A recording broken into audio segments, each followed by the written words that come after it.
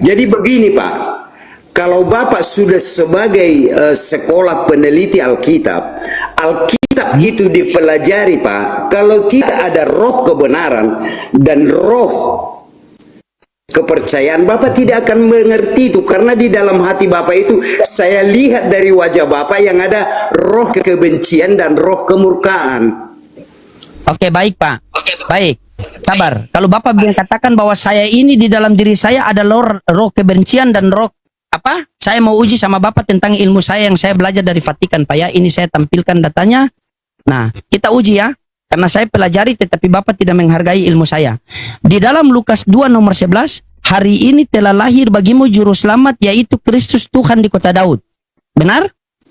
Ya, Lukas 2 nomor 11. Yang lahir itu, sabar. Yang lahir itu manusia atau Tuhan? Dia manusia. Bukan Tuhan. Bukan. Bukan Tuhan, berarti Yesus bukan Tuhan. Tuhan. Ini tadi bilang manusia. Oke, selamat malam semuanya.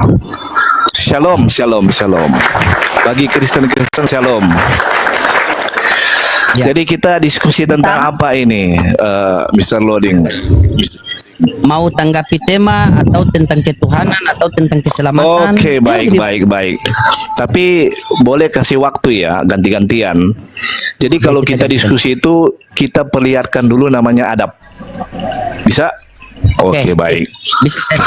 Oke, mantap. Jadi kalau Anda sopan, saya akan tunjuk bahwa saya lebih sopan daripada Anda.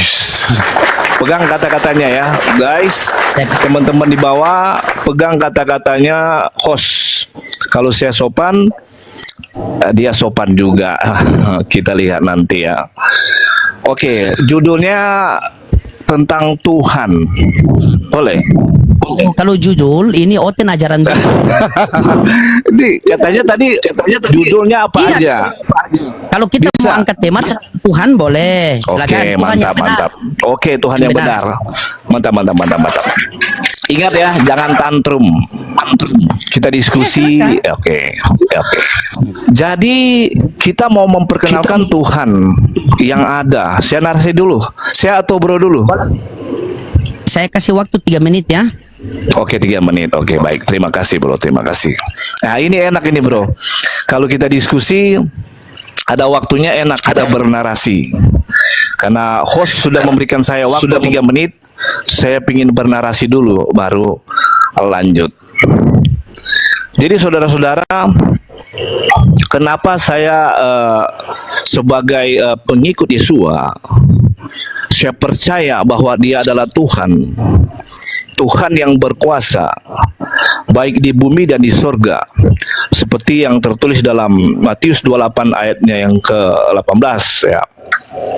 Dia itu otoritas berkuasanya di dunia dan di sorga. Dan Tuhan kita ini adalah Tuhan yang ada, Tuhan yang bisa memperlihatkan dirinya kepada umatnya atau ciptaannya ya. Contoh, di dalam perjanjian lama, kitab Taurat, Tuhan yang menciptakan manusia, Dia bisa datang kepada ciptaannya dan manusia ngobrol dengan Tuhan. Itu contoh di Kejadian menciptakan Adam dan Hawa. Di saat Adam dan Hawa jatuh ke dalam dosa, Tuhan datang untuk lihat bagaimana ciptaannya ini sudah melanggar aturan yang sudah Dia berikan. Itu kitab Kejadian. Orang-orang Kristen pasti tahu. Dan yang kedua, Tuhan itu Dia datang kepada Abraham. Di dalam Kejadian 12 ayat 7 dan juga di Kejadian 10 ayat 8 sampai seterusnya, Tuhan ini Dia datang kepada Abraham dan bahkan makan bersama-sama dengan ciptaannya. Nah, itu yang dinama Tuhan yang ada. Nah, setelah berjalannya waktu, sampailah kita ke Injil, yang bagaimana yang kita percaya Yesua HaMasyiach adalah Tuhan yang berkuasa, yang sanggup melakukan mujizat-mujizat dan membangkitkan orang mati, menyembuhkan orang sakit, dan dia memperlihatkan dirinya kepada ciptaannya. Jadi saudara-saudara, Tuhan yang dikatakan jadi Tuhan ada ini, dia harus memperlihatkan dirinya kepada ciptaannya sehingga dikatakan ada. Bagaimana kita mengatakan Tuhan itu ada, tapi tidak ada saksi mata satupun melihat Tuhannya? Kalau di dalam kekristenan, saudara, murid-murid Yesua bersama-sama dengan dia, ke-12 muridnya bersama-sama dengan dia, dan menuliskan tentang dia adalah Tuhan yang ada dan yang nampak. Saudara, saya kasih analogi. Saya bilang, Superman itu ada, tapi saya tidak pernah bertemu langsung dengan Superman. Superman itu bisa membangkitkan orang mati, umpama. Saya bisa bilang begitu aja. Tapi saya belum pernah ketemu dengan Superman itu, dan belum ada manusia yang pernah menuliskan tentang Superman itu membangkitkan orang mati dan Superman itu ada. Nah, jadi kita harus pahami dulu ya. Yang ada saksinya melihat, dan saksi yang melihat Tuhan itu ada menuliskan tentang dia. Ya, silakan loading, memperkenalkan Tuhannya yang katanya ada. Oke, baik ya.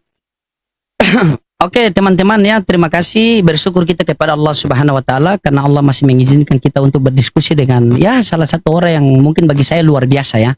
Oke. Nah, jadi begini teman-teman, kita beragama ini kan kita punya kitab suci. Apa gunanya kitab suci itu? Kitab suci itu gunanya agar kita mengetahui Tuhan kita dan kita mengetahui aturan-aturan Tuhan kita yang diajarkan, yang diberitahukan oleh para utusan Tuhan. Jadi bagaimana kalau loading sebagai Islam mengenal Tuhannya loading melalui kitab suci Al-Quran. Nah, coba kita buka. Di dalam Quran surat Toha ayat 14, Quran surat yang ke-20 dikatakan, sesungguhnya aku adalah Allah dan tidak ada Tuhan selain aku. Maka sembahlah aku dan tegakkanlah solat untuk mengingat aku. Ya. Nah, itu. Nah, di sini timbul pertanyaan, Allah Subhanahu wa taala itu nama apa gelar? Ternyata dijawab oleh kitab suci kita, karena ketika kita berbicara agama harus berlandaskan dengan data. Dan data itu dari Al-Quran, kitab suci ya. Nah, di dalam Al-Quran dikatakan dalam Al-Fatihah ayat 1 surat yang ke-1 mengatakan, dengan menyebut nama Allah yang Maha Pengasih lagi Maha Penyayang. Berarti Allah itu nama. Ini menurut kitab suci saya ya. Oke. Nah, timbul lagi pertanyaan, bagaimanakah rupa Allah itu? Ternyata dijelaskan dalam Quran Asy-Syura ayat 11, dia tidak serupa dengan makhluk. Ini melalui kitab suci saya. Nah, begitu kita timbul pertanyaan, bagaimana bisa dia tidak serupa dengan makhluk loading? Dijelaskan juga dalam Al-Quran, Al-Ikhlas ayat 4, Quran yang ke-112. Tidak ada sesuatu pun yang setara dengan dia. Berarti tidak ada sesuatu yang setara dengan dia. Makanya dia tidak serupa dengan makhluk. Maka timbul lagi pertanyaan teman-teman, kalau begitu bolehkah saya melihat dia? Kan kebanyakan kawan-kawan kita ini, Tuhan itu harus terlihat, Tuhan itu harus terlihat. Nah, Islam ketika bertanya bolehkah kita melihat Tuhan Islam, dijelaskan dalam Al-Quran, kitab suci yang kita imani. Iman itu adalah percaya sesuatu hal yang kita tidak lihat. Apa yang dikatakan dalam kitab suci kita? Ya, di dalam Quran surah Al-An'am ayat 103, surat yang ke-6, dia tidak dapat dijangkau oleh penglihatan mata, sedangkan dia dapat menjangkau segala penglihatan itu. Dialah yang maha tinggi dan maha meneliti. Ya. Nah, sekarang timbul pertanyaan teman-teman. Terus bagaimanakah membuktikan kalau dia itu ada namun tidak terlihat? Dijelaskan juga dalam Al-Quran. Quran surat Fusilat ayat 53, surat yang ke-41. Kami akan memperlihatkan kepada mereka tanda-tanda kebesaran kami di segala penjuru dan pada diri mereka sendiri, sehingga jelaslah bagi mereka bahwa Al-Quran itu adalah benar. Tidak cukup bagimu bahwa sesungguhnya Tuhanmu menjadi saksi atas segala sesuatu. Nah, ini timbul pertanyaan terakhir teman-teman. Apakah ada bukti kekuasaan Allah? Apakah ada bukti kemahakuasaan Allah yang tidak bisa ditolak oleh seluruh manusia? Bukalah Quran surat Luqman ayat 10. Dialah Allah menciptakan langit dan bumi tanpa tiang, dan itu saya yakin tidak bisa ditolak oleh seluruh manusia. Nah, oke. Sekarang buat Anda tadi Anda memaparkan tadi, ya, saya belum minta data ya. Tetapi tadi Anda memaparkan tadi, saya pengen bertanya sama Anda ini sebagai perwakilan dari kekristenan. Di dalam 1 Timotius 6 nomor 16 itu dikatakan seperti ini. Dialah satu-satunya yang tidak takluk kepada maut, bersemayam di dalam terang yang tak terhampiri. Tidak ada seorang pun yang dapat melihat dia, dan manusia pun tidak bisa melihat dia. Inilah sosok Tuhan. Inilah sosok Elohim. Inilah sosok Bapa itu. Pertanyaannya yang timbul buat Anda ya, tolong pakai data. Bagaimana cara murid-murid Yesus itu mengenal Allah Bapa itu? Bagaimana cara murid-murid Yesus mengenal Allah Bapa itu? Apakah Allah Bapa itu datang sendiri ke dunia menghampiri murid-murid Yesus, atau dia mengutus utusannya untuk datang ke dunia memperkenalkan bahwa Allah Bapa itu ada namun tidak terlihat? Silakan. Oke, baik. Jadi tadi Mr. Loading sudah memperkenalkan Tuhannya, bahwa yang dikatakan ada, Tuhannya kan dia bilang Tuhannya ada, ya tetap kita hargai yang katanya ada. Tetapi menurut kami kalau orang Kristen itu, Tuhan yang ada itu dia nampak dan dia sanggup datang kepada manusia ciptaannya. Dan saksinya begitu banyak sudah melihat Tuhan itu ada. Dan manusia atau saksi yang melihat Tuhan itu ada sudah menuliskan tentang dia di dalam Bible kami, di dalam Bible, di dalam Alkitab, ya. Dalam Matius, Markus, Lukas sampai Yohanes, dalam kitab Musa. Itu menuliskan tentang yang Tuhan yang ada itu. Makanya saya bilang saudara, saya tadi kasih analogi, kalau yang dikatakan ada tapi tidak ada saksinya, apakah itu bisa dikatakan ada? Dikatakan ada, makanya saya bilang Superman itu ada, saya bilang ada. Buktinya apa dia ada? Ini ada angin, ada pohon, ada burung-burung. Saya bisa mengatakan hal itu. Tetapi apakah Anda percaya saya mengatakan itu? Superman ada, yang menciptakan gunung, pohon, angin adalah Superman. Nah itu pertanyaan.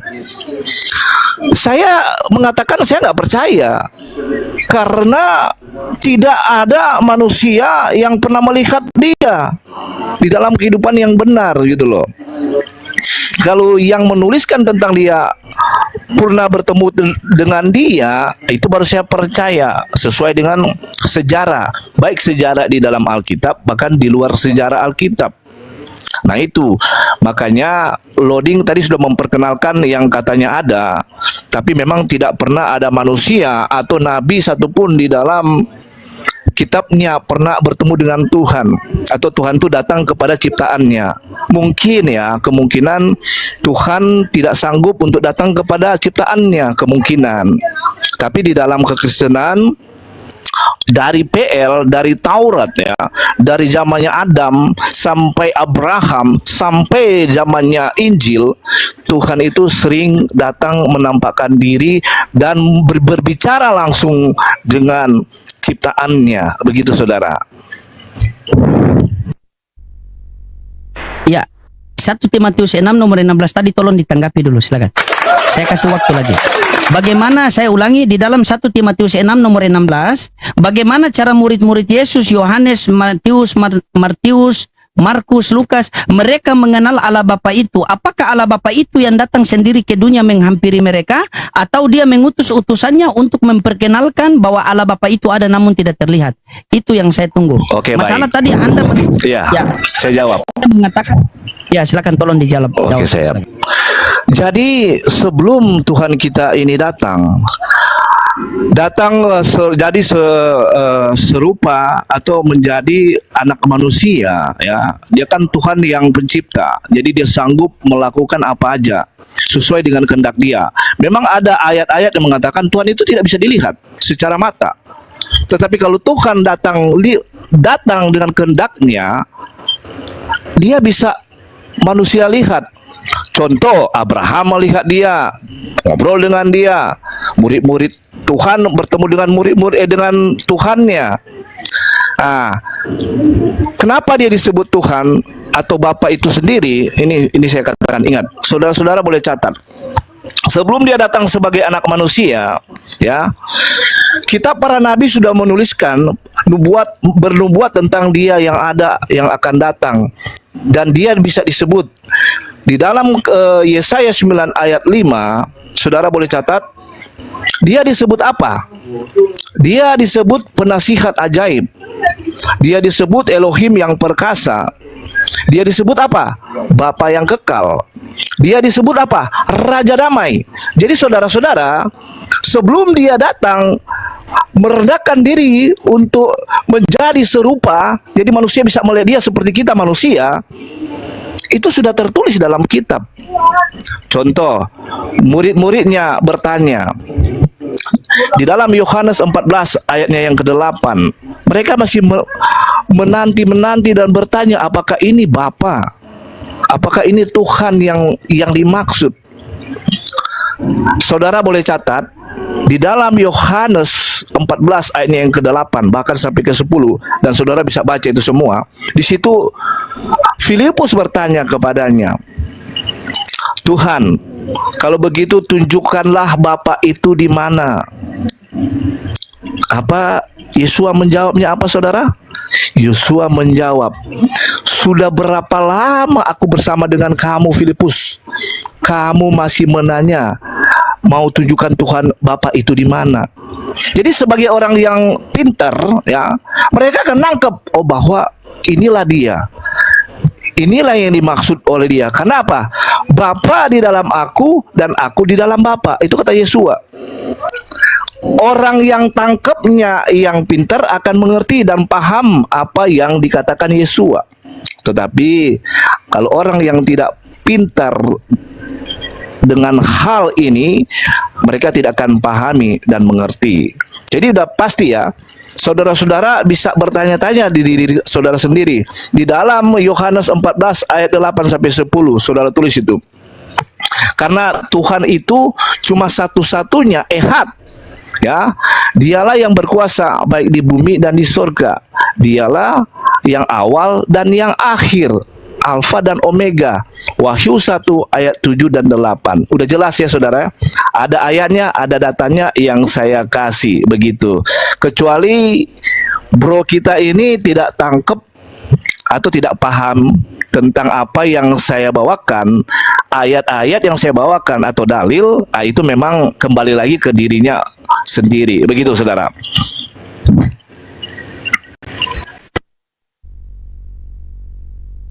Oke, baik, luar biasa ya.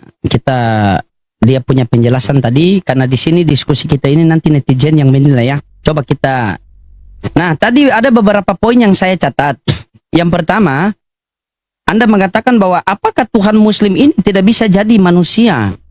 Begini, karena mungkin dia tidak maha kuasa atau apa, tadi saya catat di sini. Tuhan tidak sanggup mungkin, atau Tuhan itu harus nampak.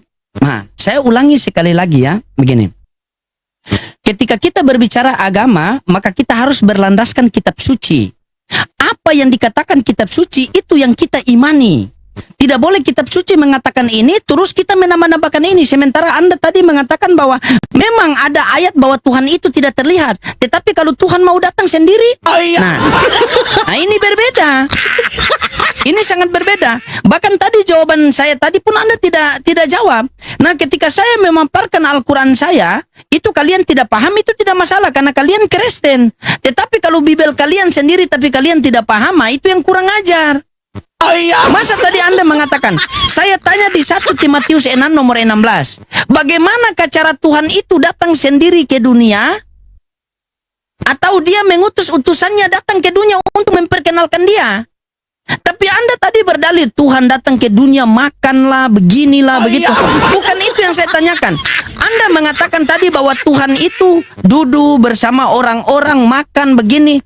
Nah, saya minta datanya, pasti data tidak ada. Berarti di sini saya tahu bahwa Anda itu tidak pernah baca Bibel. Dan ternyata betul, karena Anda mengatakan bahwa Tuhan itu datang ke dunia. Ikut. Di sini di Keluaran 33 nomor 20, lagi firman Tuhan, engkau tidak dapat memandang wajahku, sebab tidak ada seorang pun yang mampu memandang wajahku dapat hidup. Berarti orang-orang yang bertemu dengan Tuhan itu harus mati menurut data ini. Sementara Anda berbicara tadi, congor lebih banyak daripada data. Dan sementara saya berbicara ini, data lebih banyak daripada congor. Makanya itu, seharusnya orang-orang seperti Anda ini harus kita obati dulu. Hei, turun di bawah. Tidak tahu apa-apa, masa kita pakai data, kau tidak pakai data. Begitu. Saya sudah paparkan coba. Ketika kita berbicara masalah agama, kita harus berlandaskan kitab suci. Kamu mau percaya atau tidak, itu urusan kamu. Yang penting dalilnya ada di kitab suci. Di mana dalil ada di kitab suci Tuhan datang makan bersama manusia di dunia mana? Memang Tuhan tidak ada kerjaan untuk datang ke dunia makan bersama manusia.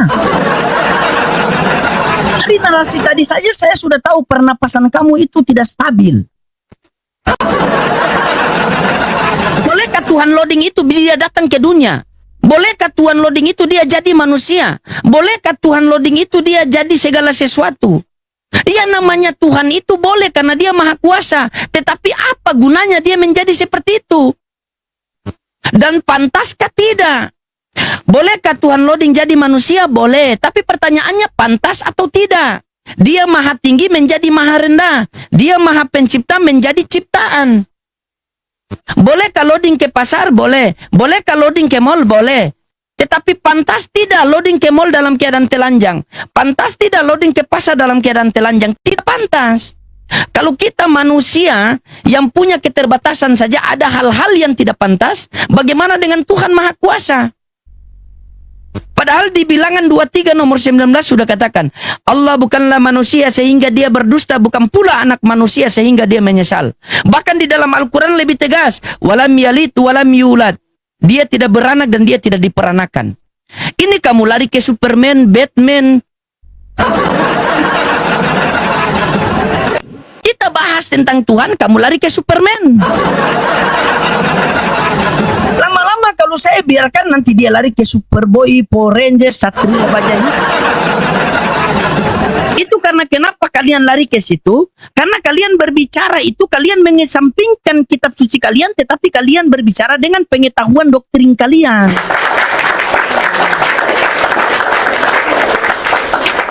Karena tidak bisa saya berdiskusi sama Anda. Kalau saya berdiskusi sama Anda, nanti Anda pintar, saya yang jadi bodoh. Gitu. Masa Anda jawab bilang Tuhan datang ke dunia makan bersama manusia? Emang ada Kristen yang mengakui seperti itu, Tuhan makan bersama manusia? Denom apa kau itu? Ya silakan. Berbicara kitab suci tentang Al-Quran. Kita berbicara, saya menyampaikan tadi dalil segala sesuatu itu tertulis di Al-Quran. Begitu. Loading, bolehkah saya melihat Tuhan kamu?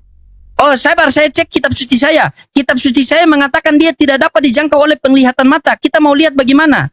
Oh, berarti Tuhanmu itu tidak ada. Kalau sesuatu hal yang tidak terlihat berarti tidak ada. Kita bisa melihat akal kita tidak? Oh, tidak bisa, berarti akal kita tidak ada. Kita bisa melihat otak kita tidak? Tidak bisa melihat, berarti otak kita tidak ada. Bagaimana kamu ini? Selamat malam, Pak. Ya, Kristen Pak ya, harus ya? Ya, jelas Pak, Kristen. Dalam nama Yesus. Wih, dari suara Bapak ini, Bapak sangat bersemangat. Jadilah orang Kristen seperti Bapak ini, teman-teman. Bersemangat Iya, untuk Pak. menyampaikan firman Tuhan. Karena tertulis Iya. dalam Matius 5 nomor 9, berbahagialah orang yang membawa damai, maka akan disebut anak-anak Allah. Amin. Amin. Open cam, gas. Udah, Pak. Udah, Pak. Saya tanya dulu, ini nama akun Bapak ini PST apa ini, Pak? Oke, baik Pak, izinkan saya perkenalkan diri saya. Begini Pak, ini PST ini artinya peneliti sekolah teologi. Saya lulusan dari Vatikan. Kalau JMC itu gelar saya yang ambil di Golgota Pak. Jangan modal congor. Jadi saya ini penginjil jalanan, saya beragama Islam. Kenapa saya sekolah PST, peneliti sekolah teologi? Karena sekarang fakta telah membuktikan, dan itu Bapak tidak boleh pungkiri, bahwa banyak sekarang pengajar-pengajar sesat yang sudah mengajarkan di luar pengajaran Yesus. Karena banyak sekarang Termasuk, pendeta-pendeta ya. sabar. Banyak sekarang pendeta-pendeta itu hanya menyampaikan firman Tuhan tetapi tergantung dari brimo. Hanya banyak pendeta punya mobil mewah. Betul tidak, Pak? Ya, katakan ya, tidak katakan tidak. Selebihnya sih Betul Pak. Betul. Tapi saya tanya balik dulu Bapak. Ustadz juga Pak. Banyak yang Kenapa? melakukan kejahatan Pak Ustadz. Ya tanya sama Ustadz itu, kenapa tanya sama saya? Banyak juga peristiwa yang menghamili santrinya. Gimana itu Pak? Iya, tanya sama mereka, kenapa tanya sama saya? Oh iya ya. Sekarang begini, Jadi- Pak, sekarang begini, sabar. Sekarang begini, ketika ada orang mengambil barang orang dan tidak minta izin kepada pemiliknya, itu berdosa atau tidak? Berdosa Pak. Berdosa, Kecuali yang- Pak, berdosa. Kecuali Sabar. yang mengambil itu Tuhan. Kecuali yang mengambil Oh, enggak. Tuhan. Iya. Karena kalau Tuhan yang ngambil, dengar dulu Pak, dengar dulu saya Pak. Kalau jangan potong Bapak dulu. Kalau berdebat itu jangan potong loh. Saya tertawa dulu. Nah, Soalnya pilih-pilih kasih, kalau manusia tidak boleh, kalau Tuhan boleh. Jangankan mengambil barang Pak, Tuhan mengambil nyawa Bapak pun tanpa permisi boleh. Iya, tapi mengambil keledai orang tanpa izin pemiliknya? Tuhan bisa. Tuhan. Oh, Tuhan. Oh, berarti Tuhan bebas, Tanpa Tuhan. Ya? permisi, karena itu kan miliknya. Oh, Karena begitu ya. semua yang ada di dalam tubuh kita, harta kita itu milik dia Pak. Jadi itu bebas Tapi kalau dia. oke. Baik, saya suka sama Bapak ini. Saya suka ini orangnya pemberani, saya suka, Pak. Apalagi Bapak punya umur ini seperti Bapak saya suka. Sekarang begini, Pak. Poinnya di sini, Pak. Kalau ada orang-orang yang melakukan pembunuhan itu dimarah oleh Tuhan atau tidak? Dimarah kalau orang Pak. Dimarah, baik. Kalau orang, Bapak punya orang Bibel dimarah tidak? dan dilarang. Iya. Oke, Bapak punya. Kalau Tuhan kan tidak bisa marah karena Tuhan pencabut nyawa, benar kan? Boleh marah Tuhan Pak. Siapa bilang tidak boleh memarah Tuhan? Iya, sabar. Yang saya tanya begini, ketika ada orang-orang yang membunuh, berarti Tuhan marah sama dia kan? Karena perintah Tuhan dilarang membunuh, sepakat? Jelas. Jelas. Bapak punya Bibel di situ? Nggak usah Pak. Itu Oh, tidak ada oke. hak Bapak Oke. bertanya dalam Bibel karena Bapak bukan. Baik, saya bukan buka. Iya, ini saya buka. Iya, ini. Saya buka. Karena Bapak Coba bukan Bapak Kristen bacain. loh. Iya, Bapak baca ini, Pak. Coba Bapak baca ini. Bapak baca, Baca ini. Bapak Saya lah. tampilkan. Iya, ini saya tampilkan layar, Pak, ini. Kalau membunuh manusia itu berdosa, di sini dikatakan bahkan orang-orang Yahudi itu telah membunuh Tuhan Yesus. Tuhan Bapa dibunuh, berdosa atau tidak ini, Pak? Berdosa. Berdosa. Ketika Tuhan Bapa dibunuh dan mati, karena kematian Yesus itu berarti Kristen ada penebusan dosa, betul? Bagi Tuhan Yesus itu sang penebus dosa. Iya, berarti orang-orang Yahudi yang membunuh Yesus ini, karena orang-orang Yahudi yang membunuh Yesus ini kan berdosa. Nah, pas Berdosa. Yesus mati karena dibunuh, pas Yesus mati karena dibunuh oleh orang Yahudi, akhirnya di Kristen ada penebusan dosa, benar tidak? Ada. Ada. Kalau orang Yahudi tidak membunuh Yesus, Kristen ada tidak penebusan dosa? Karena itu sudah dibuatkan Pak. Yesus itu harus mati. Iya. Oh, berarti Yesus, sabar. Yesus datang ke dunia ini berarti dia bunuh diri atau dibunuh, Pak? Tidak dibunuh, dipitnah, dibunuh, disiksa. Ini apa? Bahkan orang-orang Yahudi itu telah membunuh siapa? Itu orang Yahudi Pak, orang Yahudi yang tidak percaya Yesus. Iya, yang saya tanyakan, Yesus datang ke dunia ini dia bunuh diri atau dibunuh? Dibunuh. Dibunuh. Orang-orang yang membunuh Yesus ini masuk neraka tidak? Masuk neraka. Masuk neraka. Dengan terjadi pembunuhan Yesus, maka yang menerima hasil dari pembunuhan Yesus ini siapa? Dia itu Pak, dia harus mati. Dia harus mati. Dia harus mati. Oke, dia itu harus mati. Berarti Yesus datang ke dunia ini untuk bunuh diri. Bukan bunuh diri Pak, menebus dosa manusia. Ya, menebus dosa manusia dengan cara Dia mempersembahkan tubuhnya sebagai manusia, tapi bukan sebagai Tuhan. Sebagai Tuhan dia tidak mati, tetapi sebagai daging, sebagai manusia dia mati. Jadi Yesus ini datang ke dunia sebagai Tuhan apa sebagai manusia? Dia itu Pak tidak sama seperti pribadi manusia. Ngerti Bapak sekarang? Dan begini coba, Pak, coba. begini Pak PST ya, kalau membaca Pester, firman panggil Pester Tuhan, saja. Pester, panggil Pester. Pester ya. Ya Pester, karena apa, PST itu kan peneliti sekolah teologi, makanya kami disebut kalau original teks itu dari Vatikan Pester. Pester itu pemberitaan Pester. Injil. Pester. Itu terserah Bapak lah, entah Bapak peneliti itu Bapak sendiri yang mengakui itu. Iya. Kalau kami tidak mengakui Bapak sebagai peneliti. Iya. Udah. Baik. Jadi begini Pak, kalau Bapak sudah sebagai sekolah peneliti Alkitab itu dipelajari Pak, kalau tidak ada roh kebenaran dan roh kepercayaan, Bapak tidak akan mengerti itu, karena di dalam hati Bapak itu saya lihat dari wajah Bapak yang ada roh kebencian dan roh kemurkaan. Oke, baik Pak. Baik. Sabar. Kalau Bapak bilang katakan bahwa saya ini di dalam diri saya ada roh kebencian dan roh apa? Saya mau uji sama Bapak tentang ilmu saya yang saya belajar dari Vatikan Pak ya. Ini saya tampilkan datanya. Nah, kita uji ya. Karena saya pelajari tetapi Bapak tidak menghargai ilmu saya. Di dalam Lukas 2 nomor 11, hari ini telah lahir bagimu juru selamat yaitu Kristus Tuhan di kota Daud. Benar? Ya, Lukas 2 nomor 11. Yang lahir itu, sabar, yang lahir itu manusia atau Tuhan? Dia manusia. Bukan Tuhan. Bukan. Bukan Tuhan, berarti Yesus bukan Tuhan. Tuhan. Ini tadi bilang manusia. Begini, makanya saya bilang sama Bapak, di dalam hati Bapak tidak ada roh kebenaran. Karena kebenaran di dalam teks itu Bapak tidak dapat, tapi saya dapat. Dia lahir. Pak, sabar, saya belajar. Dengar dulu Pak. Ya, dengar. Dia lahir Ya, ke dunia, ya.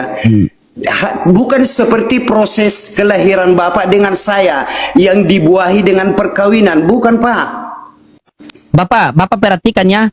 Ini hari ini telah lahir bagimu juru selamat Kristus Tuhan di kota Daud. Nah, ini kalau Bapak bilang saya tidak ada roh roh kebenaran, bagaimana Bapak bisa membaca dia punya original teks ini bahasanya nih? Bukan masalah original, Pak. Bukan masalah di original teksnya kebenaran itu, tetapi Bapak tidak bisa mengerti ini teks.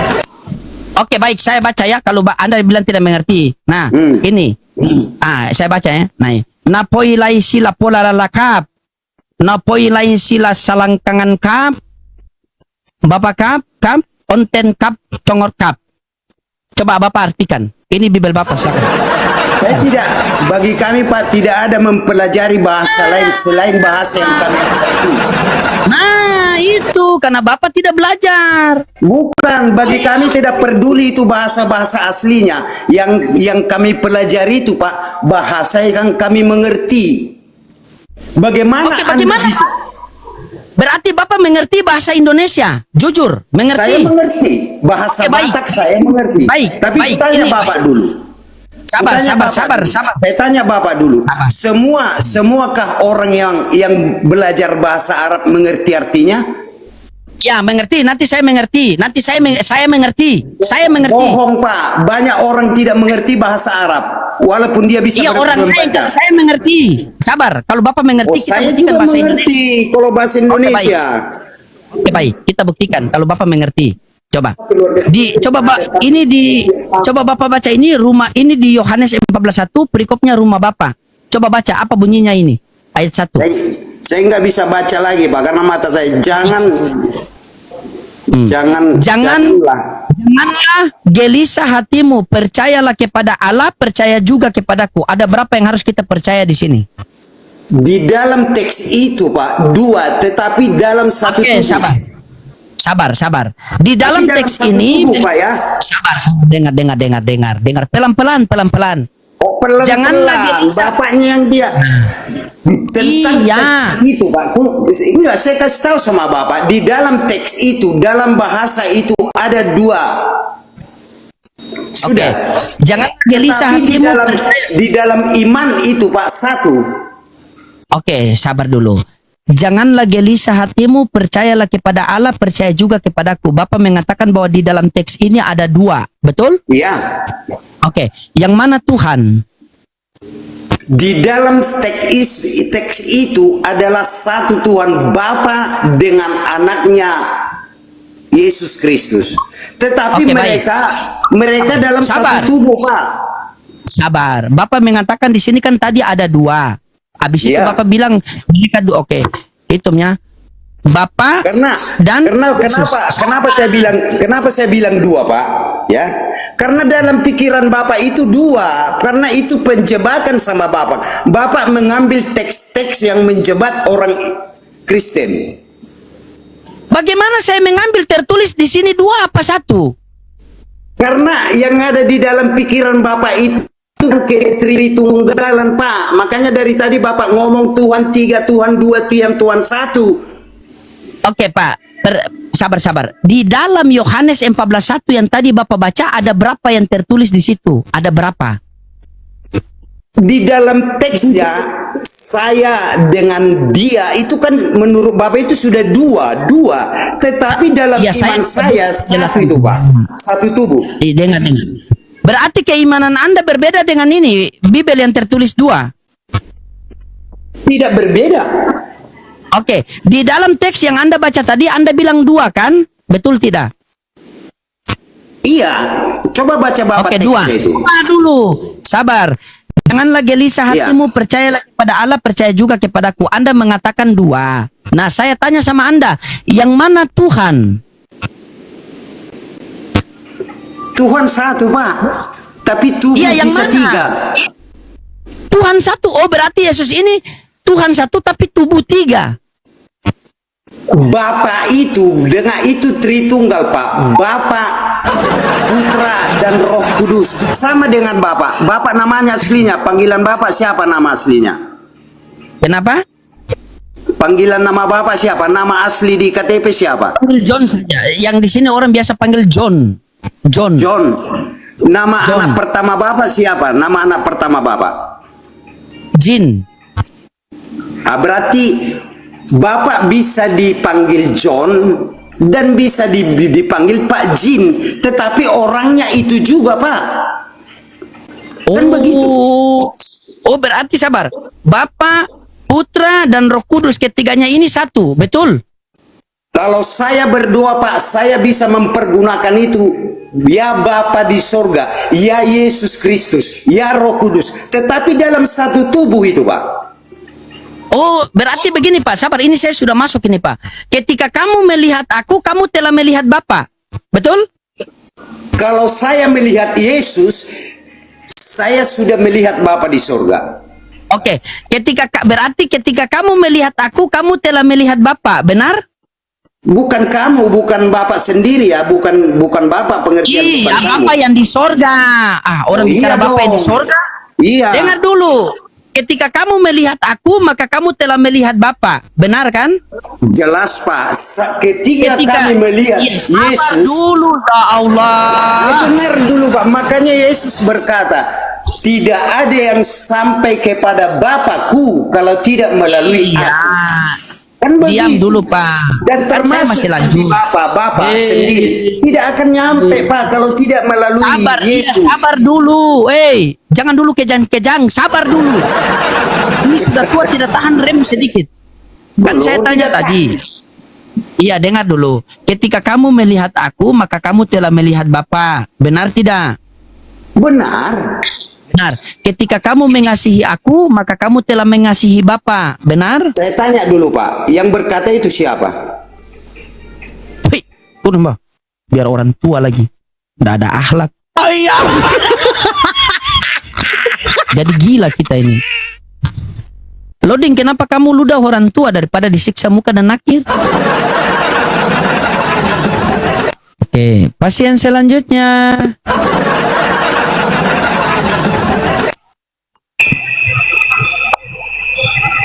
Ya, halo, Fikri Siregar, Islam Kristen. Kristen Pak, Kristen. Harus ya, oke, silakan Pak, buka kamera Pak. Ya Pak, siap. Bagaimana Bapak, sehat? Sebelumnya Pak, sehat Pak, sehat. Ya, silakan Pak. Bagaimana Pak? Mau tanggapi tema apa mau lanjutan tadi yang Anda sudah nyimak mungkin tadi, Saya silakan. Pak tidak menanggapi tema Bapak ataupun melanjutkan yang tadi. Aku hanya kita berpikir dalam pola pikir dalam ajaran Nabi Muhammad atau Yesus Kristus lah Pak yang kita bahas dulu Pak ya. Sekarang gini Pak, kalau kami orang Kristen yang kami ikutin Yesus Kristus kan gitu. Nah, antara perbuatan Yesus Kristus sama Nabi Muhammad selama di dalam manusia selaku masa hidupnya, itu mana yang lebih pantas kita lebih banyak kita kita perbuatan yang lebih banyak yang baik daripada perbuatan Muhammad atau perbuatan Yesus Kristus Pak? Mungkin Bapak sudah tahu Pak, kan Bapak bisa membahas agama Kristen karena mungkin Bapak sudah tahu ajaran Kristus kan gitu. Oke. Nah, Anda mau itulah Pak. Oke. Tapi kita mau Yesus yang mana ini Pak? Yesus yang sebelum terjadi penyaliban atau Yesus yang sudah terjadi penyaliban? Yesus Karena yang di dalam Bible Yesus ada dua loh. Yesus yang sudah disalib Pak, yang menyelamatkan manusia. Yesus yang sudah disalib. Yesus yang sudah disalib.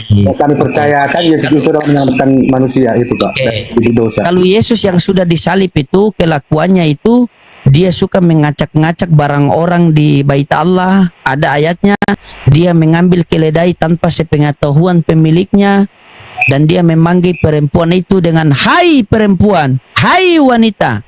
Nah, yuk. Oke Pak. Ya, itulah. Gimana itu? Kalau mungkin Bapak itu menanggapi itu sebagai masalah bagi Bapak, mungkin Bapak Bukan masalah bagi saya. Saya tanya sama Bapak bagaimana itu. Bukan masalah bagi saya. Yang berbuat dia kok saya yang masalah. Bagaimana saya? ketika Bapak ngomong seperti itu waktu Bapak Yesus itu mengacak-acak. Bukan saya ngomong Pak, itu dalil yang ada di Bible Pak. Bapak baca Bible. Bapak sudah baca Bible apa belum? Oke, Pak, ketika Yesus mengacak-acak rumah Bapak yang Bapak bilang itu mengacak-acak barang orang itu kan karena ketika manusia itu berdagang di rumah Bapak gitu Pak. Ketika itu Yesus marah kan gitu. Nah, itulah. Nah, Yesus sabar. Yesus ini kan mengajarkan ajaran kasih kan? Iya. Kenapa Yesus tidak bilang silakan kamu pindah? Pemerintah saja kalau mau suruh orang itu pindah itu mereka sudah sediakan tempat, tapi Yesus datang langsung ngamuk-ngamuk. Kenapa? Sabar. Kalau Yesus itu membawa damai, kenapa dia tidak datang untuk mencari tempat dulu baru dia mengatakan silakan kalian pindah di sana? Kan dia mengajarkan kasih tanpa pipi kiri kasih pipi kanan. Kan? Nah, kenapa dia tidak bilang sama orang itu, silakan kamu pergi pindah di sana, sudah saya sediakan tempat berjual. Jangan berjual di bait Allah karena di sini tempat beribadah. Nah, kenapa dia tidak begitu? Tiba-tiba dia datang, dia ngamuk, dia banting, pokoknya semua dia. Pokoknya dia. Ya. Nah, itu baru satu Pak ya. Ya, silakan. Yesus itu kan sudah tahu pola manusia, pikiran manusia itu kan, ini kan udah tahu dia karakter manusia itu. Karena dia kan Anda tidak baca Bible. Anda salah. Enggak, maksudkan salah. Anda salah karena ini ayat yang membantah, Pak. Ini ayat yang membantah. Anda mengatakan bahwa Yesus itu sudah tahu karakter orang kan? Itu kan gini Pak, Bapak tadi bilang selesai masalah yang satu dulu kan, baru kita bahas yang lain kan gitu. Oke, silakan. Kan gitu. Jadi kita jangan berlebar-lebar dulu, biar selesaikan dulu ini kan gitu. Nah kan ketika Bapak tadi mengatakan bahwasanya Yesus itu marah-marah gini-gini kan, mungkin Bapak bukan saya yang mengatakan Pak, Bible Bapak yang saya baca. Nah, maksudkan pengertian Bapak itu, mungkin pengertian Bapak berarti Yesus itu tidak boleh marah kan gitu. Itu kan pengertian Bapak, seharusnya Yesus itu tidak boleh marah kan gitu. Katanya ajaran kasihilah musuhmu. Maksudku kan makanya saya bilang tadi Pak, Yesus itu kan maha tahu, pengetahuan pikiran manusia itu tahu. Ini maksudnya gini Pak, ketika saya nanti lembekin orang ini, mungkin dia tidak terima, harus dikerasin dulu baru dia terima kan gitu. Seperti itu mungkin pola pikirnya Pak gitu. Itulah. Masa Anda lebih tahu dari Yesus? Mana datanya? Datanya mana? Kalau datanya pakai data dong. Masa Anda berbicara seakan-akan Anda lebih tahu dari Yesus sendiri? Saya butuh data. Ya kan pemahaman saya kan seperti itu Pak, kan gitu. Oh tidak boleh kita saya kan bertanya sama Anda, nanti ketika Anda mau membahas tentang perlakuan Nabi Muhammad SAW, saya pakai data. Oke, Pak. Saya tidak mau pakai asumsi pribadi. Oke, gini, Saya Pak. minta data. Sabar. Pak, oke, Anda mengatakan bahwa sabar. Anda mengatakan bahwa mungkin Yesus itu begini, Yesus itu begini.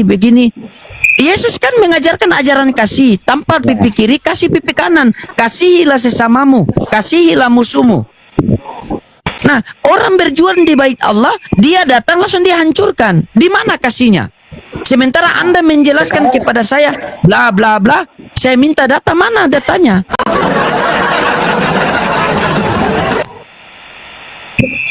Oke, Pak. Oke. Pakai data, Pak. Oke. Saya ini mudah sekali kalau diskusi tanpa data, saya mudah merajuk. Pakai data, Pak. Pakai data. Tadi kan, oke.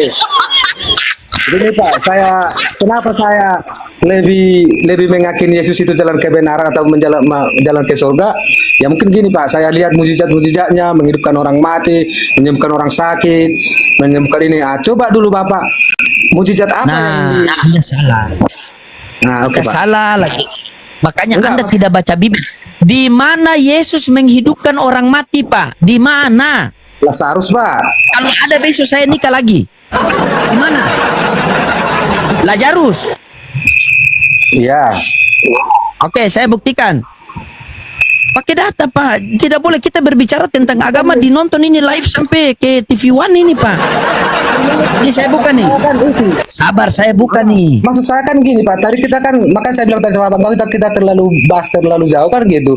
Yang saya bilang tadi, antara konsep dua tokoh ininya, manusia yang tokoh yang dua tokoh ini anak. Iya, saya tahu, Pak. Makanya tadi saya paham perkataan Bapak.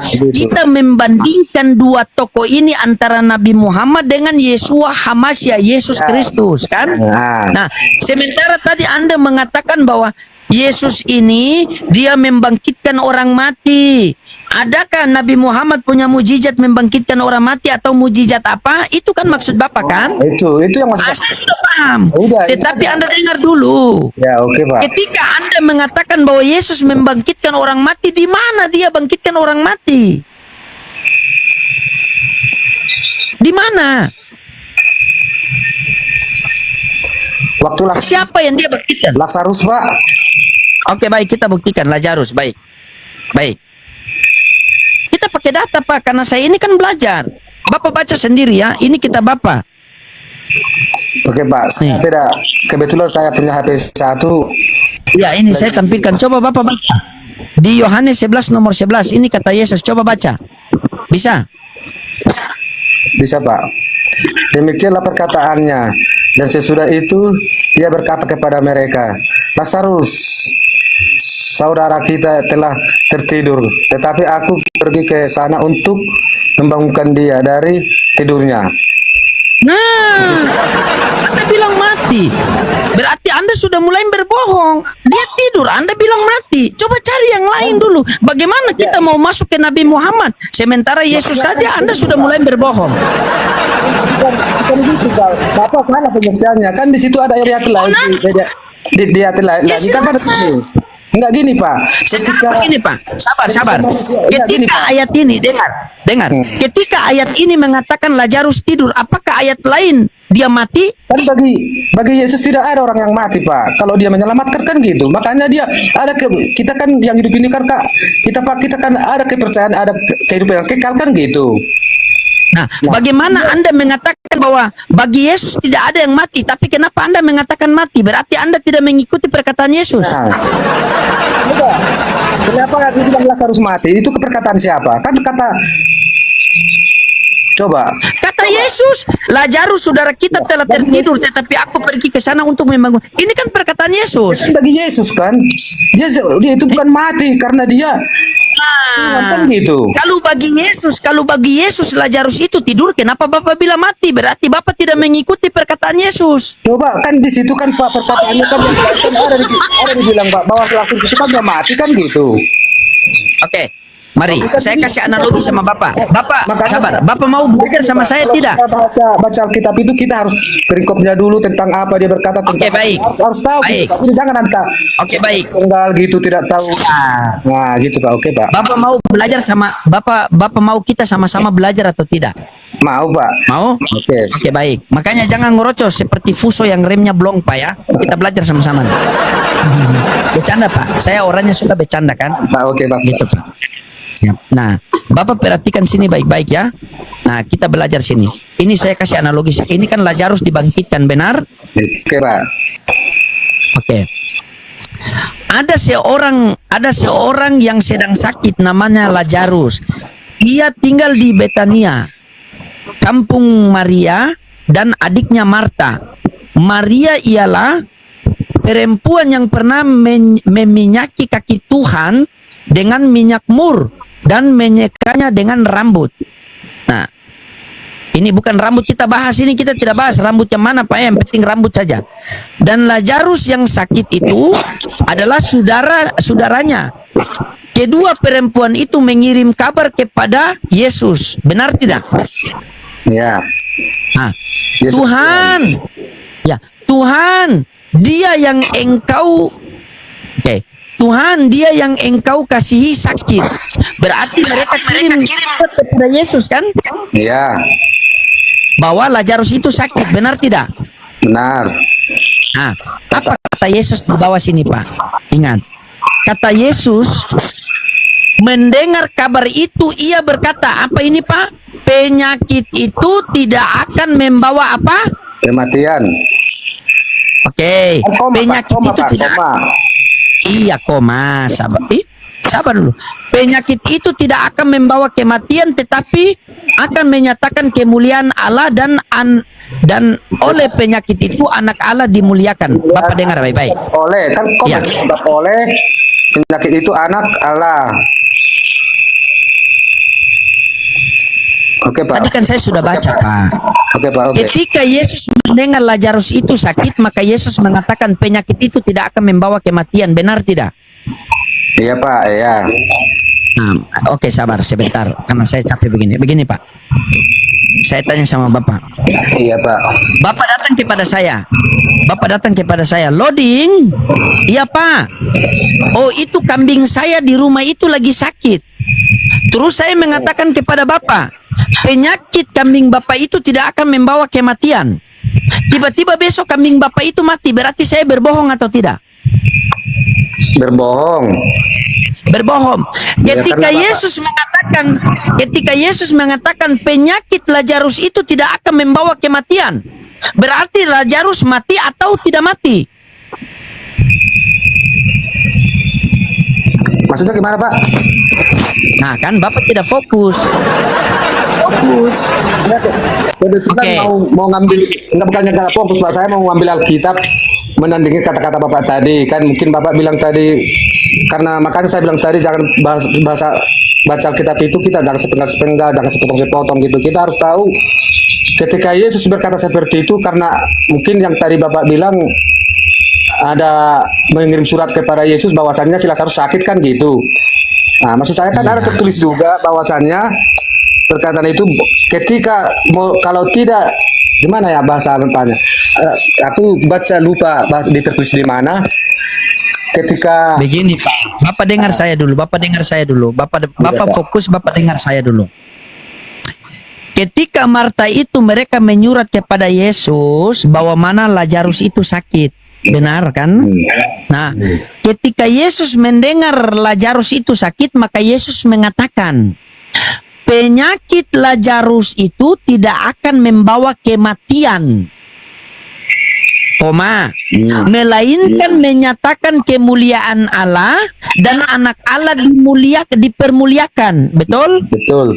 Nah, Bapak, saya kasih satu analogi sama Bapak. Iya. Bapak datang kepada saya nih. Iya. Loading, kambing saya di rumah sakit.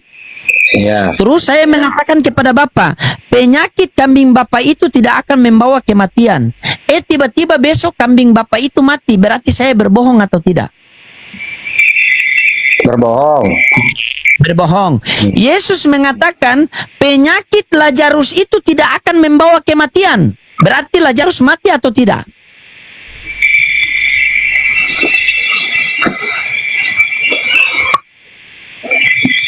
Mati. Jujurlah pada mati, berarti Yesus Berbohong. Hihihi, masa Tuhan berbohong?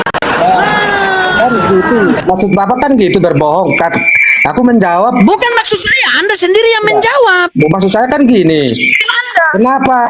Kenapa maksudnya gini, Pak? Kenapa istilahnya Yesus mengatakan karena dia Pak Lazarus itu kan udah berapa hari dikuburkan. Kan mungkin orang menganggap dia udah bau busuk gitu kan, dia gitu, Pak. Waktu surat, waktu surat datang kepada Yesus itu Lazarus masih sakit. Makanya saya bilang tadi, Pak, jangan kita membaca Jangan kitab itu mati kan. dong. Jangan sepenggal-sepenggal, maksudnya kan di situ Pak ada ceritanya, Pak. Coba kan gini, Pak. Ketika Lazarus sudah berapa hari di dalam kubur, mungkin orang manusia itu menganggap dia sudah mati gitu.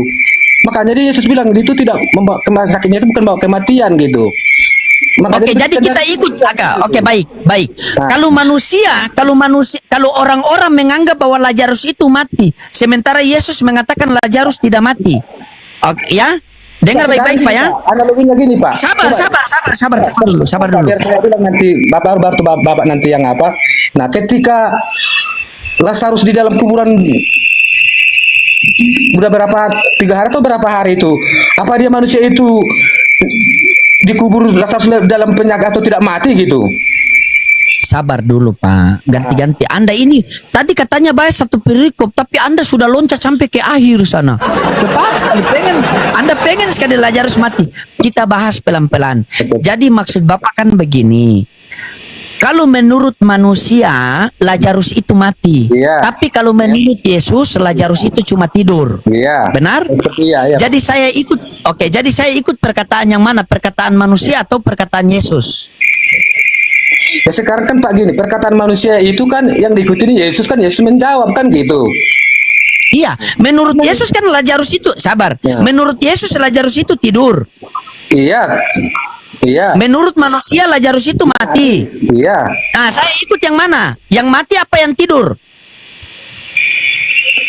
Yang mati. Bingung sendiri kan? Yang mati. Kalau saya, Nah. kalau Bapak ikut yang mati, berarti Bapak bukan pengikut Kristus. Karena Yesus adalah Kristen, adalah pengikut Yesus. Apa yang kalian ikuti? Perkataan, perbuatan, pengajaran.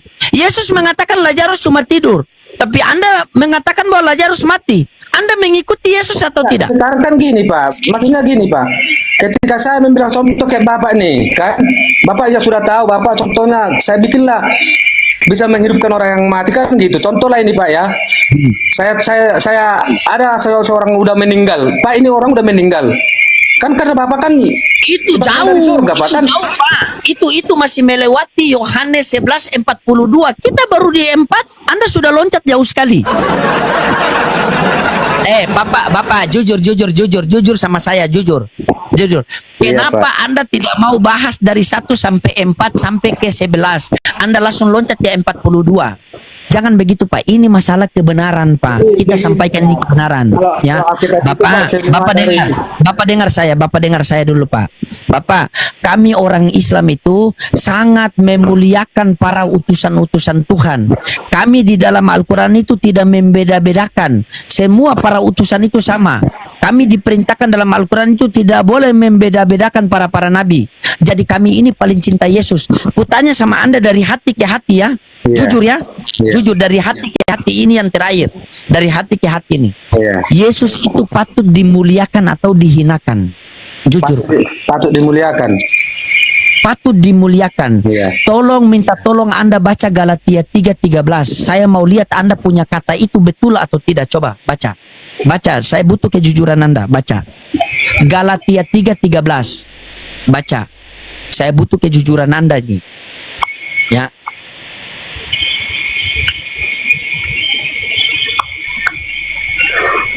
Galatia berapa Pak?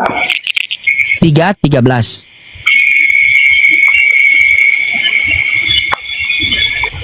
Ayat berapa ini Pak? Galatia 3 ayat 13. Galatia 3:13. Itu tentang apa ini ya? Galatia 3 ayat 13 menyatakan bahwa Kristus telah menebus manusia dari kutuk hukum Taurat dan cara menanggung kutuk tersebut di kayu salib. Maksudnya di sini Pak yang salah apa ini Pak? Kristus menjadi kutuk bagi manusia agar manusia dibebaskan dari penghakiman akibat ketidakmampuan. Kristus, dengar saya baca Pak. Itu Iya. Anda baca di Google. Kristus telah menebus kita dari kutuk hukum Taurat dengan jalan menjadi kutuk. Sebab tertulis terkutuklah orang yang digantung di kayu salib.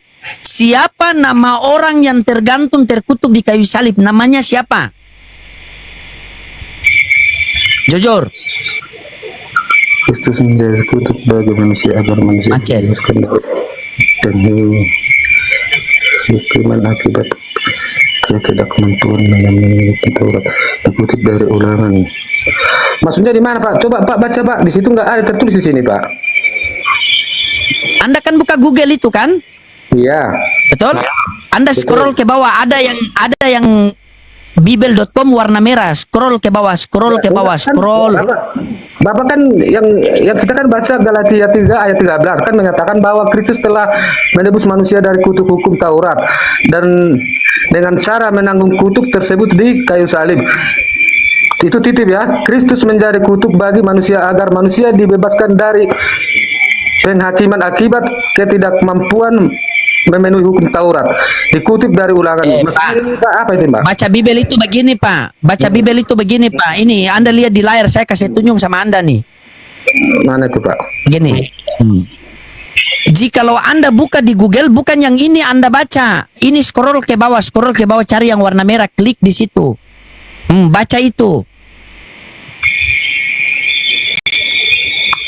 Ini saya penginjilan tanpa perpuluhan ini Pak, siang hari malam. Sampai saya lupa cara peluk istri ini. Oh, sebentar Pak. Baca.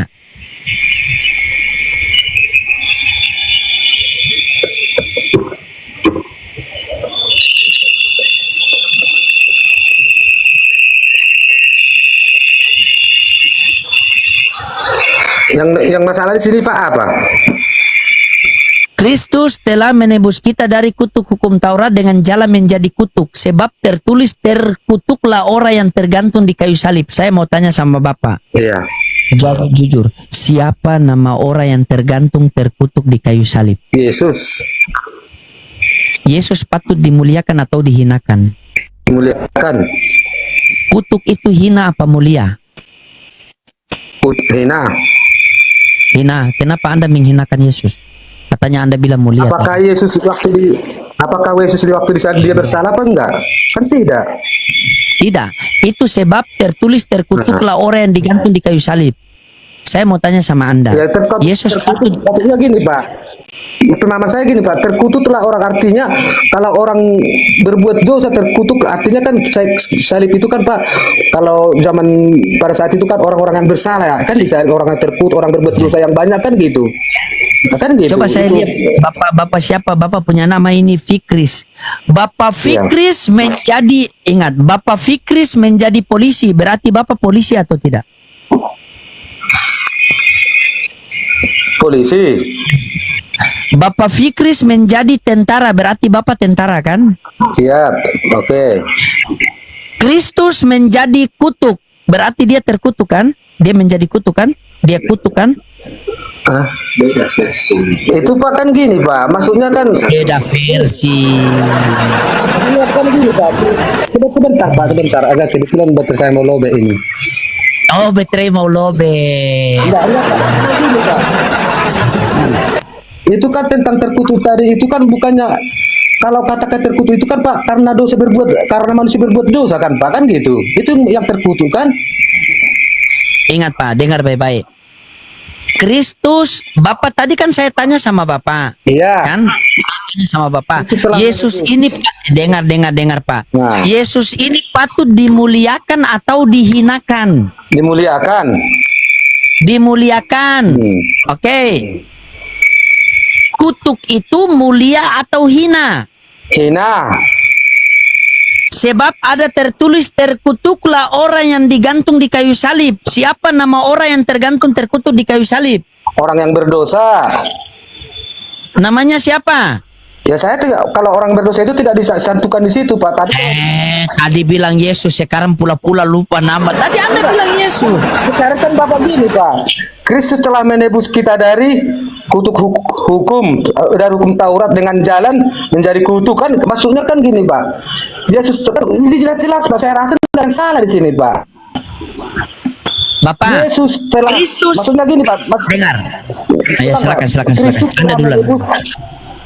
Kristus telah menebus kita dari kutuk hukum Taurat dengan jalan jalan menjadi kutuk kan gitu Pak. Dengan jalan kan artinya Pak dia bukan terkutuk, dia gitu dengan jalan kan gitu. Coba Anda baca Kan ulang. gitu. Begini, Anda baca baik-baik ulang sampai habis. Baca baik-baik ulang. Baca baik-baik Ya, ulang oke. sampai selesai satu ayat itu. Kristus telah menebus kita dari kutuk hukum Taurat dengan jalan menjadi kutuk karena kita itu koma ya Pak. Sebab ada tertulis terkutuklah orang yang digantung pada kayu salib kan gitu. Oke. Bapak Fikris menjadi presiden, berarti Bapak presiden kan? Ya enggak Bapak simak dulu kata-katanya ini. Kita harus simak dulu. Ya, dengar baik-baik. Maksudnya Iya, gini, dengar Pak. baik-baik. Enggak maksudnya. Sabar, jangan dulu Anda lari kemana-mana. Enggak bukan lagi Bapak kemana-mana, Fik- Pak. Maksud Bapak Oke, gini. dengar dulu. Yang terkutuk Dengar dulu. itu Yesus gitu. Siapa yang terkutuk di kayu salib, siapa namanya? Yang bergelar Kristus siapa? Yesus. Berarti Yesus tergantung atau tidak? Kan udah dibilang Pak di situ. Kristus telah menebus kita dari kutuk hukum Taurat dengan jalan menjadi kutuk karena Menjadi kutuk. Iya kan, Bapak Fikri, dengar. Bapak Fikri menjadi bupati, berarti Anda bupati kan? ya karena ya maksud gitu harus menyelamatkan menyelamatkan Saya tanya. masyarakat, gitu. Saya tanya, Bapak Fikri menjadi bupati, berarti Bapak bupati kan? Ya tujuan saya jadi bupati apa? Itu dulu Pak. Bukan tanya tujuan Anda jadi bupati, bukan. Saya tanya. Bapak Fikri menjadi presiden, berarti Bapak presiden kan? Iya. Oke. Kristus menjadi kutuk, berarti terkutuk atau tidak dia itu? Terkutuk. Kutuk itu mulia atau hina? Hina. Kenapa Anda menghinakan dia? Katanya Anda mau memuliakan dia. Narasi Bapak bahwasannya Yesus itu terkutuk karena dosa gitu. Tidak karena dosa yang itu tertulis dia terkutuk. Kalau dia tidak berdosa, kenapa dia terkutuk? Ya dia kan udah dibikin Pak menjadi terkutuk, dia masuknya kan menjadi terkutuk. Iya, kalau dia tidak berdosa, kenapa dia dikutuk? Karena menanggung dosa manusia itu gitu. Anda tahu tidak? Saya tunjukkan kalau yang terkutuk di kayu salib sampai sekarang kalian jadikan Tuhan itu siapa? Mau saya kasih datanya? Mau tidak? Kalau mau saya kasih. Tahu. Oke, baik. Oke. Oke, mau. Baca. Nanti Anda pikir sendiri ya. Oke.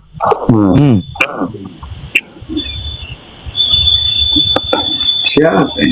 Si loading. Saya Pester Pak, PST itu peneliti sekolah teologi lulusan dari Vatikan, Pester, penginjil jalanan. Kalau penginjil jalanan Pak tidak ada seperti itu Pak.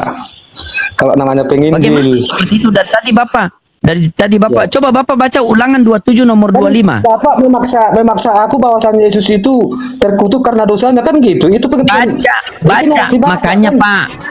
Makanya baca Ulangan 27 nomor 25. Kan Bapak tadi bilang tadi itu kan dia menjadi karena menebus dosa itu dia harus menjadi manusia. Harus terkutuk gitu karena Saya mau gitu. tanya sama Anda tadi, mau tidak saya tunjukkan siapa yang terkutuk di kayu salib yang sampai sekarang kalian tuhankan itu? Mau tidak saya tunjukkan datanya? Tertulis di mana, Pak? Baca di Ulangan 27 nomor 25. Mana kameranya ini?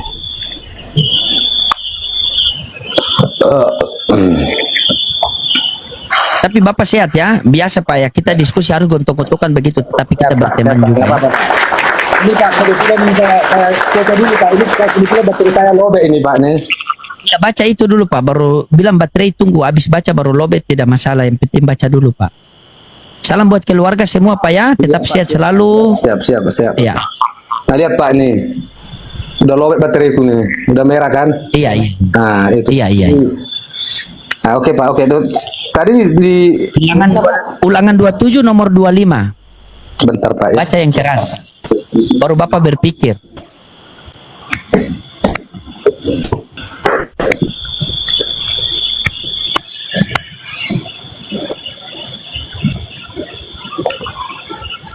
Ulangan 27 25, oke. ah,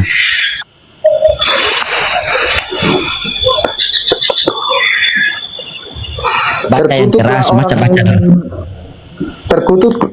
Terkutuklah orang yang menerima suap untuk membunuh seseorang yang tidak bersalah dan seluruh Oke, bangsa tahan. itu Mengatakan amin.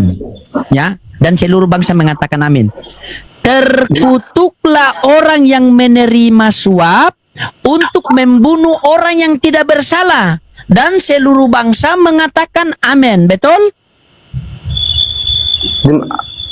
Maksudnya begini Pak, terkutuklah orang yang menerima suap untuk membunuh seorang yang tidak bersalah. Itu titik Pak.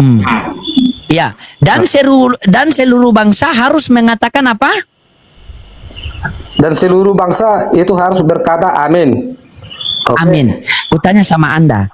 Anda berpikir dengan baik-baik. Iya. Siapa yang menerima suap untuk membunuh Yesus yang tidak bersalah? Siapa itu Pak? Siapa? Yudas. Yudas Iskariot. Oke. Berarti Yudas harus terkutuk kan? Jelas, karena dia mengkhianati Yesus. Oke, berarti menurut ayat itu Yudas harus terkutuk. Iya. Terkutuklah orang yang digantung di kayu salib. Siapa yang digantung di kayu salib terkutuk itu? Yang 7 Bapak yang mana itu? Kan ada 3 orang Pak.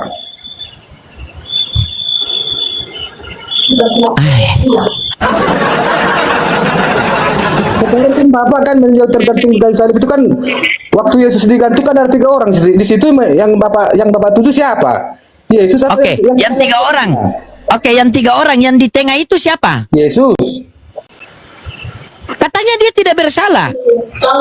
Iya kan udah kan tidak bersalah kan. Kenapa dia tidak bersalah kok dikutuk? Coba Anda berpikir situ. Iya kan maksudnya kan tadi Pak dia udah dibilang yang di ayat tadi yang dibilang Bapak tadi kan di situ Pak harus menjadi terkutuk. Kan itu. Iya, Nah. berarti kenapa dia harus menjadi terkutuk padahal dia tidak bersalah? Saya rasa Bapak tadi Bapak bilang sekolah tinggi dari Vatikan saya Bapak cara pola pikir Bapak udah salah seperti itu Pak. Ada yang salah. Sekarang begini Pak, kenapa? Sabar. Dulu, Pak. Yesus ini dengar. Yesus ini bersalah atau tidak? Tidak. Terus kenapa dia harus dikutuk kalau tidak bersalah? Bapak, di mana Bapak temukan Yesus itu bersalah? Saya tanya kalau dia tidak bersalah kenapa dia dikutuk?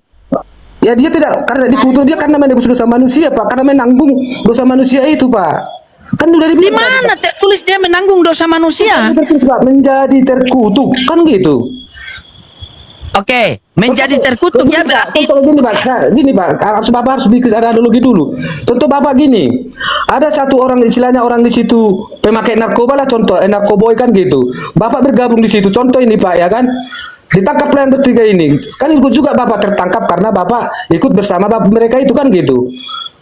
Nah sama seperti itu Pak. Jadi dia menjadi terkutuk karena menebus dosa manusia harus menjadikan gitu. Bapak, secara pola pikir Bapak kayaknya apa sih Pak?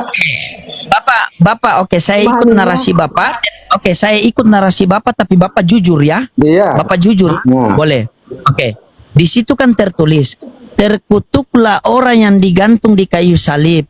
Kan di situ Kristus telah menebus kita dari kutuk hukum Taurat dengan jalan menjadi kutuk. Nah, Kan? iya. Nah, berarti sudah jadi kutuk nih karena kita. Kan?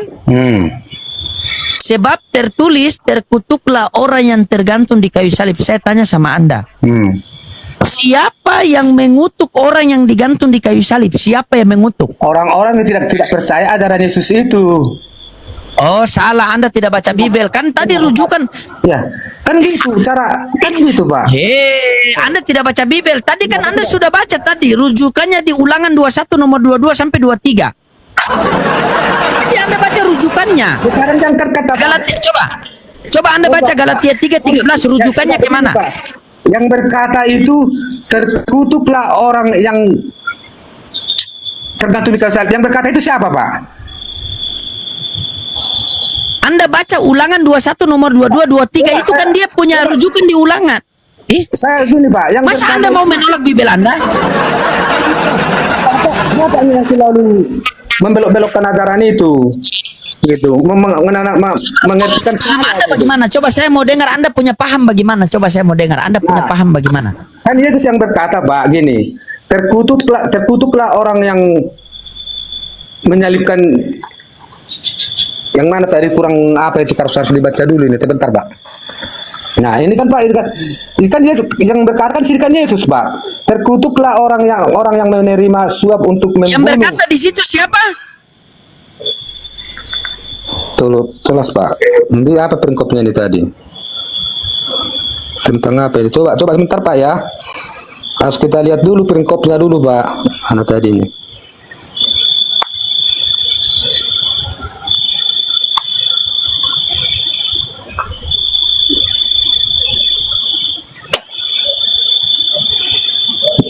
Peringkop.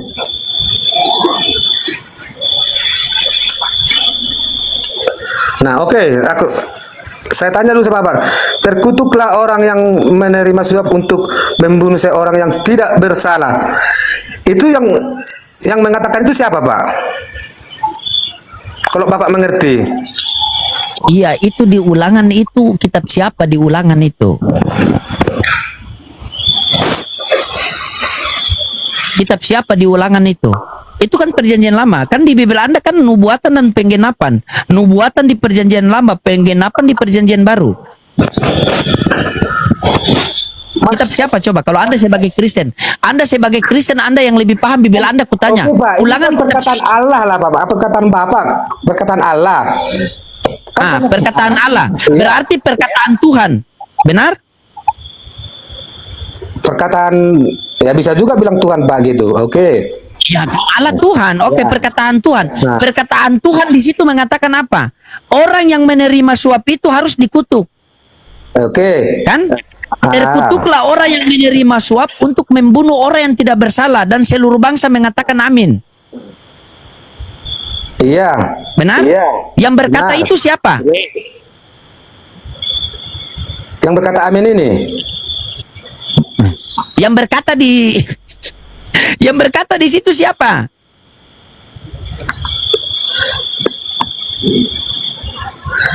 Ya Tuhan.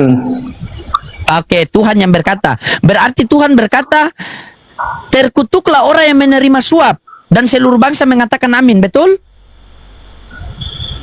Iya. Oke, Tuhan berkata begitu. Saya tanya sama Anda nih, jujur jawab dengan jujur. Siapa yang menerima suap untuk membunuh Yesus yang tidak bersalah? Si Judas. Berarti yang harus terkutuk siapa? Yudas. Yudas. Nah. Kenapa tadi Anda bilang Yesus? Ya karena dia kan, Bapak gimana sih mengertikan kata-kata ini? Saya rasa udah jelas sekali, Oke, baik. Pak. Kan udah dibilang, Pak, di sini. Sekali. Dengar dulu, Pak. Kata Tuhan kan, terkutuklah orang yang menerima suap untuk membunuh seorang yang tidak bersalah. Masalahnya kan di sini, Pak, Yesus kan tidak bersalah. Iya, Yesus itu kan tidak bersalah. Kalau dia tidak bersalah, kenapa dia dikutuk? Ya karena dia tidak. Seharusnya. Enggak, maksudnya begitu. Seharusnya, dengar dulu Pak. Dengar. Kalau Yesus tidak bersalah, kalau Yesus tidak bersalah, seharusnya dia tidak terkutuk. Tetapi yang terkutuk itu orang yang menerima suap itu. Karena Tuhan sudah mengatakan, terkutuklah orang yang menerima suap, yang untuk menjual orang yang benar. Iya. Menjual orang yang tidak bersalah. Yesus ini kan tidak bersalah. Iya. Berarti yang harus terkutuk Yudas. Iya. Karena di sini dikatakan yang terkutuk itu yang menerima suap. Yesus tidak bersalah. Iya. Kenapa Anda mengatakan yang terkutuk adalah Yesus? Saya tidak mengatakan Yesus terkutuk. Yang tergantung di kayu salib itu, yang cuma pakai sempak itu, yang biasa pasang di gereja-gereja Tadi itu kan siapa? Bapak bilang kan Yesus itu kan bagi saya Pak, Yesus itu tergantung dia ataupun dia katakan terkutuk. Dia kan sudah tadi bilang Pak, menjadi terkutuk. Mengerti nggak sih Oke. Pak? Oke. Bapak tadi Oke, bilang baik. Anda sama tadi lagi, tapi Oke, baik. pola pikir Saya Bapak tanya kan sama salah. Anda. Saya tanya sama Anda. Saya tanya sama Iya. Anda. Siapa nama orang yang tergantung terkutuk di kayu salib? Yang bergelar Kristus. Siapa namanya? Yang tidak bersalah itu Yesus. Berarti Anda mau mengatakan bahwa Yesus yang tergantung terkutuk di kayu salib itu Yesus? Terkutuk Yesus bukan karena perbuatan dia gitu. Mungkin Iya, saya tidak orang-orang tanya di situ- perbuatan dia. Saya tidak tanya perbuatan dia. Yang saya tanyakan berarti Anda mau mengatakan bahwa yang tergantung terkutuk di kayu salib itu adalah Oke. Yesus. Saya balikkan dulu pertanyaan Bapak itu. Orang terkutuk itu orang kayak gimana? Kenapa? Orang terkutuk itu buat pengertian Bapak orang bagaimana? Ya, orang terkutuk itu seharusnya orang yang bersalah. Karena Oke. kutuk tergantung Oke. di kayu salib Oke, itu oke, adalah oke, Pak, oke. hukuman bagi Saya jelaskan. Yesus bersalah apa enggak? Yesus tidak bersalah. Ya oke, jadi maksudnya kan tadi kan udah dibilang di situ menjadi terkutuk. Aku harus Yesus harus menjadi terkutuk untuk menebus dosa dari manusia kan gitu. Bapak ini punya kalau Anda sudah tahu bahwa Yesus tidak bersalah, berarti Yesus tidak harus dikutuk. Kalau polisi tahu bahwa dia ini tidak bersalah, berarti dia tidak akan masuk penjara. Ya kan orang-orang itu Pak kan dia tidak suka masalah ajarannya itu Pak kan gitu. Dia orang Begini sabar, saya tanya sama Anda saja. Ya. Saya tanya sama Anda sebagai kekristenan nih. Iya. Saya tanya sama Anda. Tanya. Jujur ya. Siapakah namanya yang tergantung terkutuk di kayu salib yang sampai sekarang masih ada dia punya patung itu? Siapa namanya itu? Berat kan? Berat. Oke, berarti Anda mau mengatakan bahwa Yesus itu terkutuk? Enggak, Yesus kok terkutuk. Dia Terus kenapa Anda mengatakan dia tergantung di kayu salib? kan begini Pak, cara pola pikir manusia pada saat itu dia dapat kebenaran dia nggak terima kan gitu. Dia harus menanggung dosa manusia itu harus dia harus menjadi terkutuk kan dia harus menjadi Pak gitu. Contoh gini Pak, kalau Bapak gini Pak, artinya adalah teman Bapak itu kelebur gitu untuk menolong orang dari Saya itu, sudah Bapak tahu harus- analogi Anda, Pak. Saya sudah tahu analogi Anda, Pak. Dengar dulu. Karena tadi Anda mengatakan bahwa Yesus itu kan tidak bersalah, makanya dia menjadi Iya. kutuk. Benar kan? Iya, menjadi kutuk ya. Nah, makanya tadi saya kasih analogi sama Anda. Ketika Anda, Bapak Fikri menjadi bupati, berarti Anda bupati kan? Iya. Yesus menjadi kutuk, berarti dia terkutuk kan? Dan sekarang maksudnya Pak, terkutuk itu tergantung dulu Pak perbuatan. Bapak, Bukan masalah perbuatannya, di situ kan ada kata menjadi kutuk. Menjadi kutuk Iya. itu berarti dia terkutuk atau tidak? Enggak, maksud saya kan gini Pak, Bapak jangan langsung hendak dengar narasi Bapak terus kita dengar. Coba Bapak, arti terkutuk. Coba saya balik ke perkataan Bapak itu dulu. Arti ini terkutuk apa Pak? Apa terkutuk itu kan berarti manusia yang berbuat dosa ataupun sudah banyak dosa lagi itu kan manusia terkutuk kan? Iya, tahu. Oke, jadi Yesus menganggap Bapak Bapak tadi mengatakan terkutuk dia berbuat dosa atau tidak? Tidak berbuat dosa. Ya, jadi masalahnya apa lagi? Apa yang Bapak masalahkan di situ? Ya perlu Bapak. Karena masalah itu ada di pemikiran Bapak. Kalau Bapak sudah tahu dia tidak berdosa, kenapa Bapak percaya kalau yang terkutuk di kayu salib itu adalah Yesus? Dia kan Pak udah menjadi terkutuk tadi Pak gitu. Berarti Yesus menjadi terkutuk kan?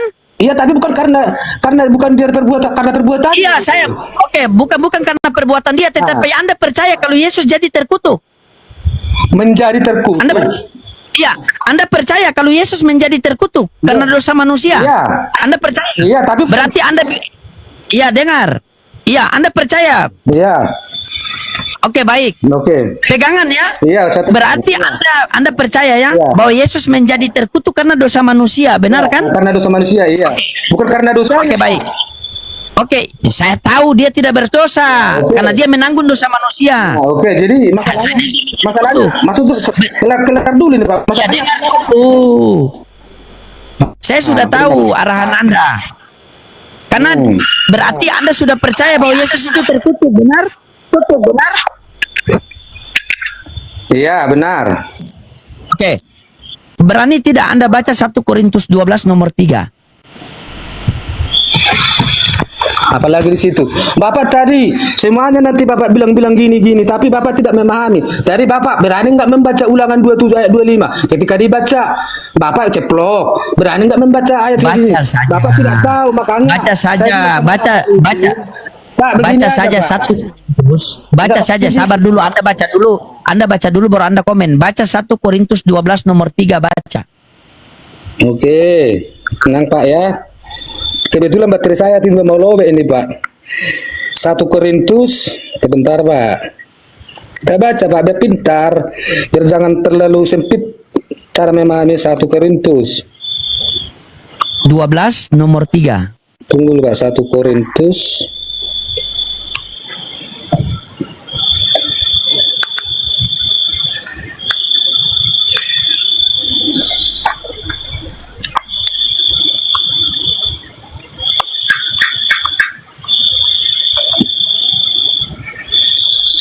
Satu Korintus berapa Pak tadi Pak? 12 1 Korintus 12 ayat 12 nomor 3.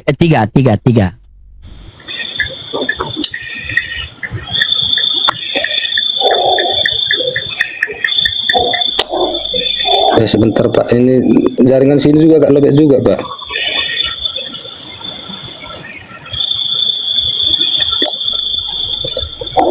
Yang maksudnya yang sini Pak, apa yang merasakan Bapak? Coba Bapak baca. Oke. Karena itu aku mau meyakinkan kamu bahwa tidak ada seorang pun yang berkata-kata oleh Roh Allah dapat berkata, terkutuklah Yesus. Berarti Anda tidak ada Roh Allah karena tadi Anda mengatakan Yesus terkutuk. Betul? Betul? Betul? Betul Pak, betul. Anda, Iya betul. berarti Anda tidak ada Roh Allah. Maksudnya tujuannya sini Pak. Kalau tidak ada Roh Yesus sama saya, kan gitu. Bapak gimana pemahaman Bapak?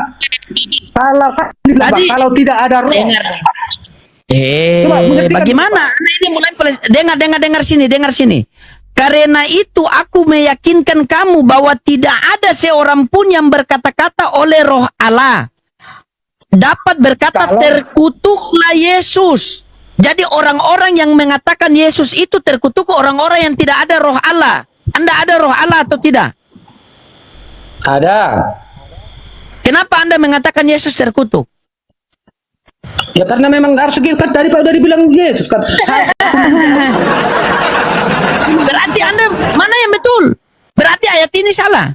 Betul semua Pak. Dia kan Bapak tidak memahami. Karena tidak ada Roh Allah. Maksudnya kan gini Pak. Karena tidak ada Roh Allah. Belum baca ayatnya kau sudah. Baca ayat. Baca dulu ayatnya. Sudah Pak. Sudah Anda saya belum baca. Anda ini aneh ya. Anda baru baca ayat tapi Anda sudah bisa menjelaskan. Inilah kelebihan Kristen. Mereka baru pertama sekali baca ayatnya tapi mereka sudah bisa menjelaskan. Sengaja memahami karena Yesus karena mengajarkan Yesus itu ajarannya tidak terlalu sulit gitu. Apa? Memahami. Di 1 Korintus 12 di 1 Korintus 12 nomor 3 di 1 Korintus 12 nomor 3 di situ mengatakan kalau orang mengatakan bahwa Yesus terkutuk berarti dia tidak ada Roh Allah. Kalau orang mengatakan bahwa Yesus terkutuk bahwa dia tidak ada Roh Allah. Sementara tadi Anda mengatakan Yesus terkutuk. Dibaca ayatnya. Bapak, oke kan Bapak sudah baca sehari kan Bapak sudah tertulis di situ Pak. Terkutuklah orang yang tidak mempunyai Roh Allah kan gitu. Terkutuklah orang yang tidak punya roh Allah. Sudah baca ayatnya apa belum?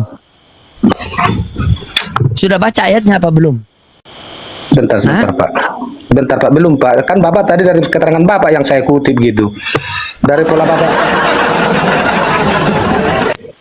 Jadi mereka ini kalau berbicara itu ayat dengan kata-kata lebih banyak daripada ayat mereka.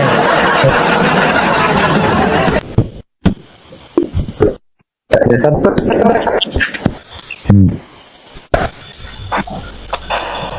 Mulai. 1 Korintus berapa tadi Pak? 1 Korintus 12 nomor 3. Ibu, jangan marah-marah Ibu. Kita belajar ya. Sehat selalu Ibu ya.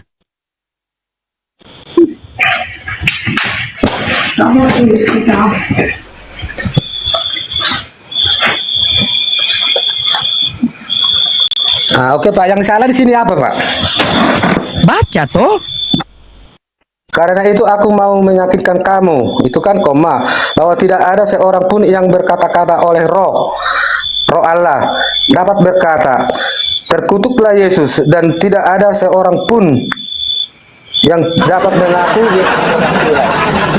Maksudnya yang Coba, salah perkataan Bapak apa di sini? Pengertian ayat itu bagi Anda bagaimana? Silakan Anda yang jabarkan pengertian ayat itu buat Anda bagaimana? Coba Anda baca ulang-ulang biar Anda paham. Kan gini Pak, ini kan yang berkata di sini kan Tuhan.